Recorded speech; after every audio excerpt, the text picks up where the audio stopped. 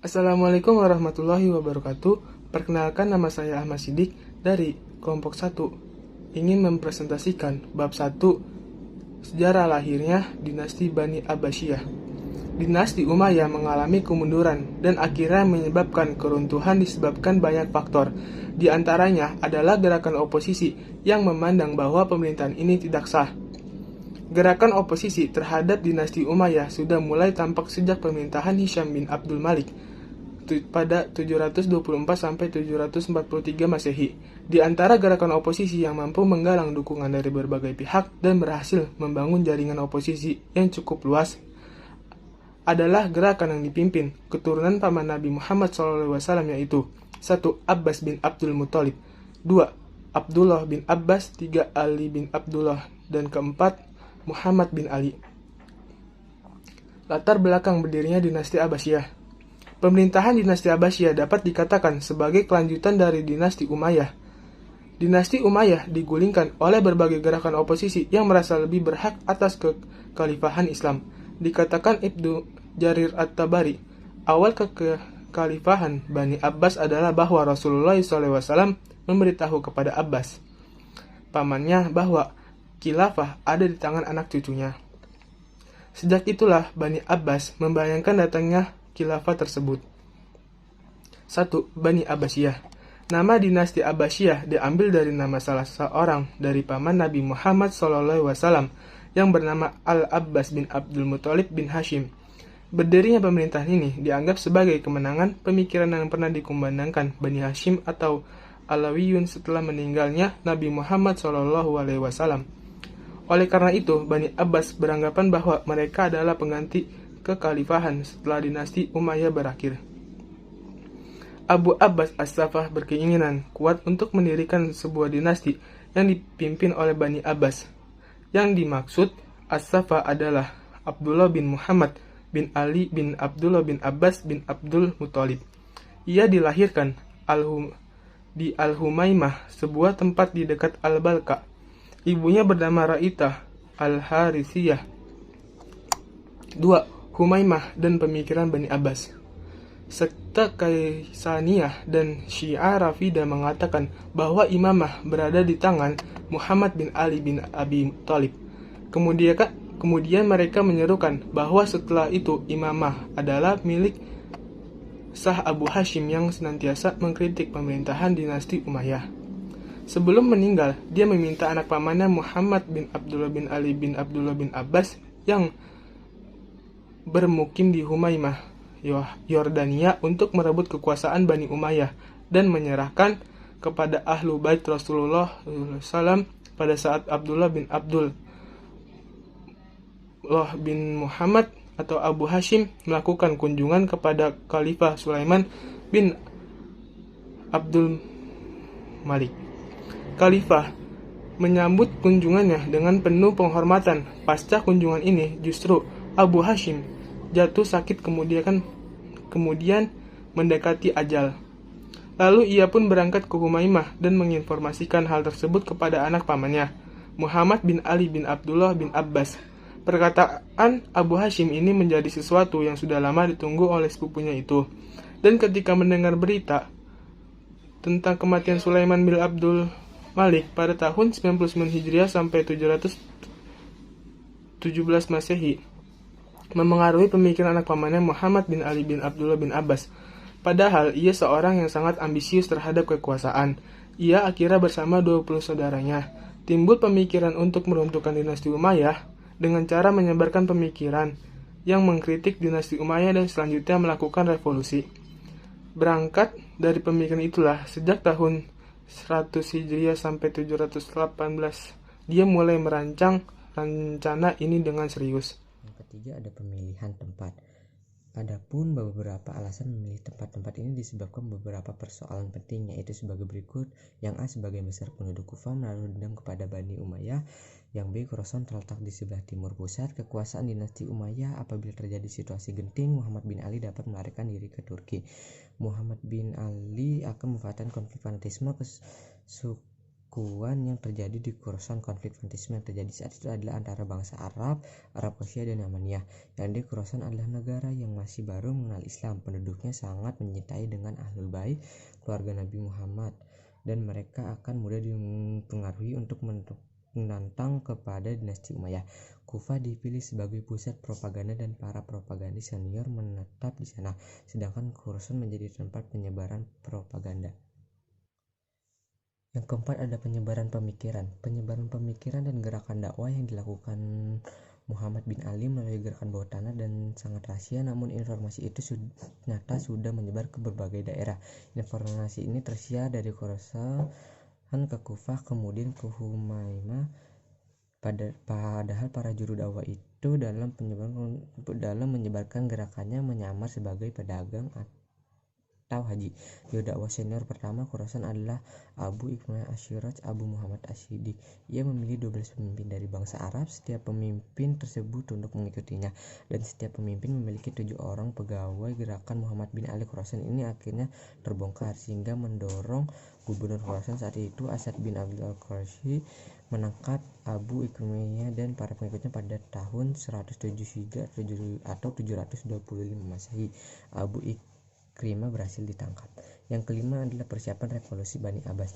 Revolusi Bani Abbas dibangun atas dasar pemikiran kelompok Syiah yang diadopsi Abbasiyun, keturunan Al-Abbas bin Abdul Muthalib, dari Al-Awiyun, keturunan Ali bin Abi Thalib. Dalam melaksanakan dan mempersiapkan sebuah revolusi Bani Abbas, para penggagasnya belajar dari kegagalan, sehingga untuk memenuhi unsur keberhasilannya diperlukan hal-hal sebagai berikut. Yang A, mereka berada pada kepemimpinan yang terancam dan solid. Yang B, mereka bersabar menunggu peluang tanpa berburu-buru memetik hasil sebelum waktunya. Pengelolaan pergerakan ini dikelola selama sepertiga abad, waktu yang cukup lama untuk mempersiapkan negeri-negeri dan masyarakat untuk menerima gagasan dari Bani Abbas. Yang C, mereka mempunyai pendukung yang loyal yang bersedia berjuang mencurahkan segenap tenaga demi tercapainya cita-cita pergerakan. Yang D, mereka menghadapi dinasti Umayyah yang berada di ambang kemunduran dan keruntuhannya akibat hura-hura fanatisme, kesukuan, kekecewaan, dan kesalahan hati. Maka Bani Abbas mengepung keseluruhan penjuru dinasti Umayyah. Yang B, sejarah berdirinya dinasti Abbasiyah. Beberapa faktor yang menyebabkan berdirinya dinasti Abbasiyah. Pertama, bahwa Bani Abbasiyah merasa berhak daripada Bani Umayyah atas kekhalifahan Islam, sebab mereka adalah dari cabang Bani Hashim yang secara nasab keturunan lebih dekat dengan Nabi Muhammad. Kedua, bahwa sistem pemerintahan dinasti Umayyah telah semakin menyimpang jauh dari nilai-nilai agama Islam. Ketiga, berasal dari mereka yang tersingkir dari kekuasaan dinasti Umayyah dan kemudian mereka melakukan pemberontakan. Tokoh kunci berdirinya dinasti Abbasiyah. Berdirinya sebuah kekuasaan mustahil tanpa perjuangan. Begitu pula yang terjadi pada khalifah dinasti Abbasiyah. Mereka saling bahu-membahu untuk mendirikan daulah Islam yang berdaulat. Untuk itu perlu kiranya mengetahui siapa saja yang mempunyai peranan dalam penting dinasti Abbasiyah. Ada tokoh kunci pendiri dinasti Abbasiyah, yaitu Muhammad bin Ali, Ibrahim bin Muhammad, Abu Muslim Al-Khurasani, dan Abu Abbas Syafa. Yang kedua, deklarasi pemerintahan dinasti Abbasiyah. Gerakan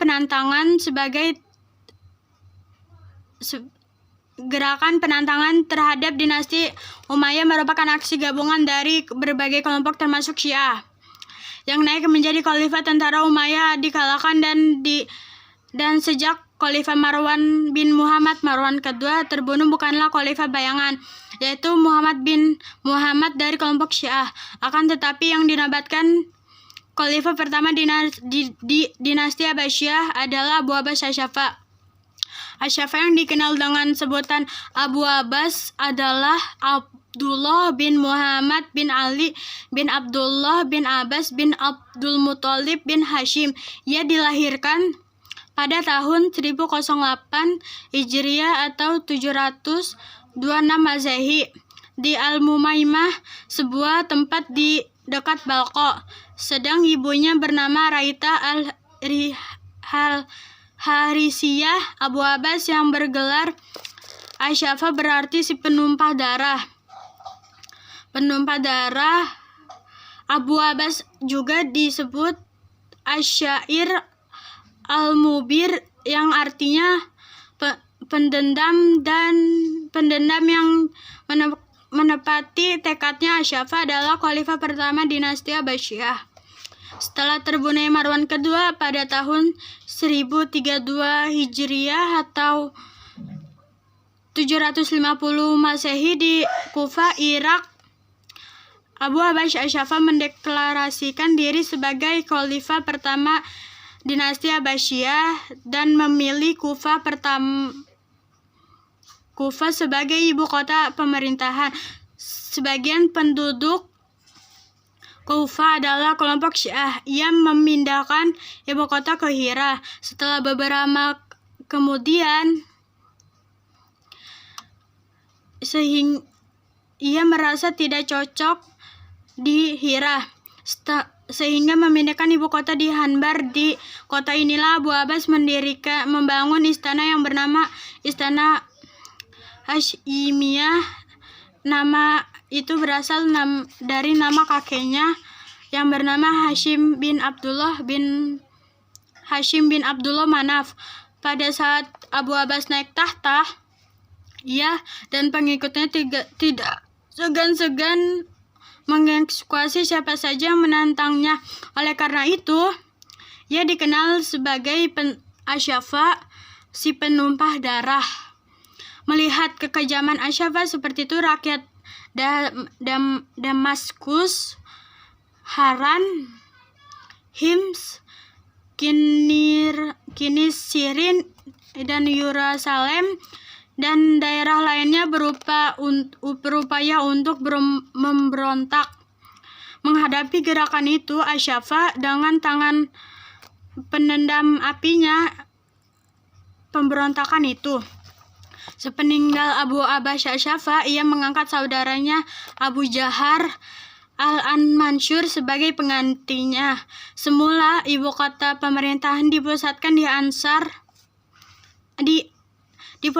di Anbar dengan nama istana negaranya Al-Ashima. Setelah Al-Mansur memerintahkan, ia memindahkan ibu kotanya ke Baghdad.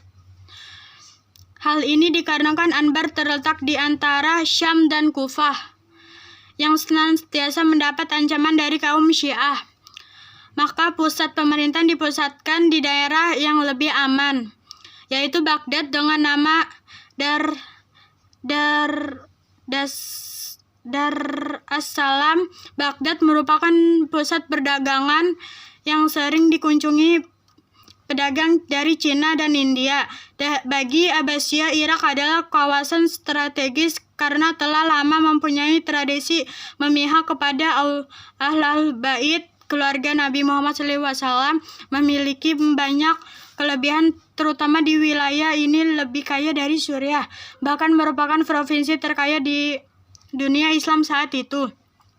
Kekuasaan dinasti Abbasiyah dibangun fondasi ekonomi pertanian yang subur dan perdagangan yang luas. Gerakan anti Umayyah yang sangat menarik perhatian banyak orang adalah isu tentang ketidakadilan dinasti Umayyah. Gerakan ini semakin lancar, rapi, dan efektif di bawah pimpinan Ibrahim bin Muhammad, terutama sejak Ali bin Abdullah meninggal pada tahun 124 Hijriah sampai 742 Masehi. Ia berhasil menggalang dukungan dari golongan Syiah, kelompok yang diperlakukan tidak adil selama periode Umayyah. Kelompok Syiah ini mendukung gerakan yang dilancarkan Ibrahim bin Muhammad karena Imam Syiah ketika itu Muhammad bin Abdullah telah dilantik sebagai khalifah bayangan pertama bagi pemerintahan baru menggantikan Umayyah. Dengan cara ini, Muhammad bin Abdullah berharap bahwa dia nantinya yang benar-benar akan menjadi khalifah baru. Apalagi menurut perhitungannya, tidak sedikit kalangan yang akan menerima Muhammad bin Abdullah, sebab dia adalah keturunan langsung Nabi Muhammad SAW. Dengan demikian, secara de facto, gerakan anti Umayyah telah memperoleh dukungan luas meliputi wilayah Kufah, Basrah, dan Mekah dan Madinah. Pada bulan Ramadan tahun 129 Hijriah sampai 747 Masehi, pemberontakan secara terbuka mulai dilancarkan oleh Ibrahim bin Muhammad di Khorasan. Namun pada tahun 130 Hijriah sampai 748 Masehi, ia ditangkap oleh Khalifah Marwan II penangkapan terhadap Ibrahim bin Muhammad justru semakin meningkatkan perlawanan yang dipimpin kedua saudaranya, Abu Abbas As-Saffah dan Abu Ja'far. Abu Muslim Al-Khurasani.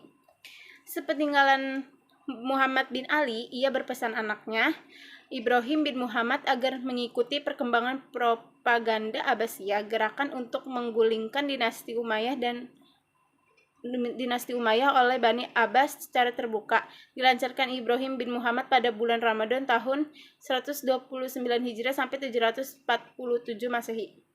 Sayangnya, ia berhasil ditangkap Khalifah Marwan kedua, tetapi Ibrahim bin Muhammad telah mengirim Abu Muslim Al-Khurasani untuk melakukan propaganda secara terang-terangan ke Khorasan. Salah seorang pemimpin Khorasan bernama Qotobah bin Sobib Tayi pada tahun 127 Hijriah sampai 745 Masehi pergi ke Mekah untuk menunaikan ibadah haji dan menyatakan baiat atau dukungan politik kepada Ibrahim bin Muhammad yang menggantikan ayahnya Muhammad bin Ali sebagai pemimpin klan Abbasiyah. Dalam perjalanan pulang, ia membawa seorang budak lelaki yang telah dimerdekakan. Anak inilah yang dikenal dengan Abu Muslim Al-Khurasani. Ia yang nantinya akan menjadi wakil Abbasiyah di Khorasan untuk meningkatkan aktivitas dan gerakan anti Umayyah. Abu Muslim Al-Khurasani sosok pribadi kuat, mempunyai kecerdasan dan kapabilitas dalam menggerakkan dan memimpin pergerakan. Ia mempunyai banyak pengikut dan disegani masyarakat. Dia seorang tokoh masyarakat Khorasan yang merasa dirugikan oleh pemerintahan dinasti Umayyah.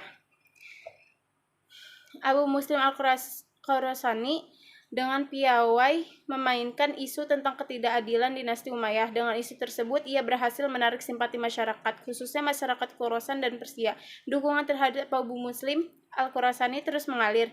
Bahkan masyarakat Marwa menyampaikan sumpah setia dan bersedia membantu Abu Muslim untuk menuntut keadilan dan pemerintahan dinasti Umayyah. Untuk kelancaran kegiatannya, ia membentuk cabang dan perwakilan pada setiap daerah, sehingga banyak simpatisan yang datang dan menyatakan setia kepada Abu Muslim Al-Khurasani untuk membela Bani Abbas dan Bani Hashim. Pada tahun 132 Hijriah sampai 750 Masehi, Abu Muslim Al-Khurasani memimpin pemberontakan di Marwa, ibu kota Khorasan, menggulingkan gubernur dinasti Umayyah, Nasr bin Shayyar. Ia berhasil menguasai Khorasan.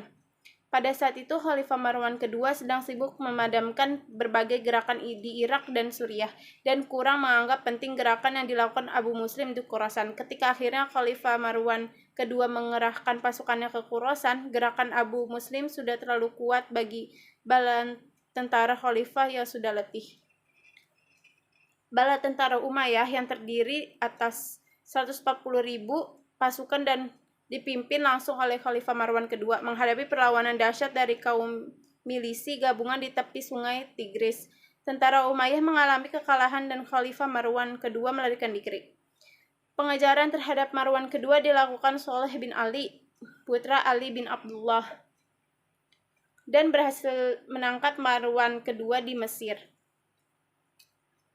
Peristiwa itu terjadi pada bulan Agustus 132 Hijriah sampai 750 Masehi, di mana Sholeh bin Ali membunuh Khalifah Marwan kedua, namun salah seorang keturunan Bani Umayyah yang bernama Abdurrahman berhasil meloloskan diri ke Maroko dan di kemudian hari mendirikan dinasti Umayyah kedua di Andalusia, Spanyol. C. Kekuasaan amanah. Runtuhnya dinasti Umayyah di Damaskus dan berdirinya dinasti Abbasiyah di Baghdad merupakan sunatullah dan pelajaran yang berharga bagi umat manusia di seluruh dunia. Kekuasaan yang diberikan Allah kepada hambanya merupakan amanah bagi Abu Abbas As-Saffah. Dalam sejarah dinasti Abbasiyah, Abu Abbas As-Saffah naik tahta sebagai khalifah atas kepercayaan diri orang-orang Quraisy dan Kufah. Abu Abbas As-Saffah sangat berkomitmen terhadap perjuangan, yaitu dengan memberi perhatian khusus, misalnya posisi militer Kais. Untuk memperkuat pemerintahan barunya itu, ia mendapat kepercayaan dan dukungan dari saudara sendirinya, yakni Abu Ja'far Al-Mansur, dan pengakuan dari umat Islam.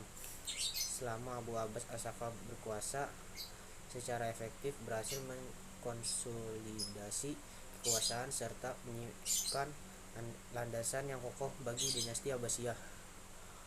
Orang Arab Yaman dari keluarga Al-Muhallabi yang pengaruhnya terus bertahan bahkan hingga jatuhnya Yazid bin Al-Muhallabi. Kelompok ini juga berupaya menaklukkan kota asalnya, Basrah, untuk Abbasiyah pada saat revolusi. Atas jasa-jasanya, keluarga ini kemudian diberi amanah sebagai gubernur di Basrah dan Ifriqiyah. Selain keluarga Al-Muhallabi yang diberi amanah yaitu Khalid bin Abdullah Al-Qasri, anak Khalid yakni Muhammad, yang juga telah berhasil membebaskan kota Kufah dan menyerahkan kepada dinasti Abbasiyah, diberi amanah menjadi pejabat tinggi di pemerintahan pusat. Kekuasaan merupakan amanah yang harus dilaksanakan oleh orang penguasa atau khalifah.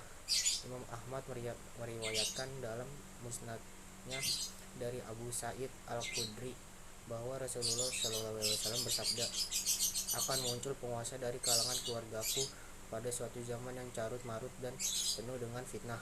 Dia disebut As-Safah. Dia suka memberi harta dengan jumlah yang banyak. Hadis riwayat Ahmad nomor 11.333. Imam As-Suyuti mengatakan tatkala khalifah berada di tangan Bani Abbas, saat itu tidak ada seorang penduduk bumi yang lebih banyak bacaan Al-Qur'annya dan banyak ibadahnya daripada mereka. D. Komitmen menjalankan amanah. Penggantian Umayyah oleh Abbasiyah dalam kepemimpinan masyarakat Islam lebih dari sekedar penggantian dinasti. Ia merupakan resolusi dalam sejarah Islam, suatu titik balik yang sama pentingnya dengan resolusi Perancis dan resolusi Rusia dalam sejarah Barat. Abu Abbas, pendiri dinasti Abbasiyah, tetap komitmen dalam menjalankan amanah sebagai khalifah saat seluruh anggota dan masyarakat Islam menyatakan loyalitas kepadanya. Namun demikian juga tidak luput menghadapi tekanan dan tantangan seperti kelompok Qais di Suriah yang secara terang-terangan melakukan pemberontakan. Di kalangan orang-orang Khurasan ada juga yang tidak mau mengakui kekuasaan dinasti Abbasiyah. Hal itu disebabkan Abu Abbas cenderung tidak memberikan perhatian kepada mereka yang ikut berjasa dalam memenangkan resolusi. Juga adanya potensi ketegangan di kalangan elit politik seperti Abu Ja'far, Abdullah bin Ali, dan Abu Muslim Al-Khurasani. Ambisi politik dari ketiga tokoh tersebut masing-masing menghendaki menjadi pemimpin tertinggi yang pada akhirnya persaingan tidak bisa dihindarinya. Hubungan Abu Muslim Al-Khurasani dengan dinasti Abbasiyah tidak semesra seperti sebelumnya. Hal itu dimulai ketika Abu Ja'far pergi ke Khurasan. Dalam pandangan Abu Ja'far, Abu Muslim ingin menggalang dukungan untuk memisahkan diri dari pemerintah dinasti Abbasiyah. Selama dinasti Abbasiyah berkuasa, pola pemerintahan juga diterapkan berbeda-beda sesuai dengan perubahan politik, sosial, dan budaya. Hal itu menunjukkan perilaku terbuka terhadap perubahan, tetapi komitmen dalam memegang janji dan amanah berdasarkan pada pola pemerintahan Islam. Sekian dari kelompok 1. Wassalamualaikum warahmatullahi wabarakatuh.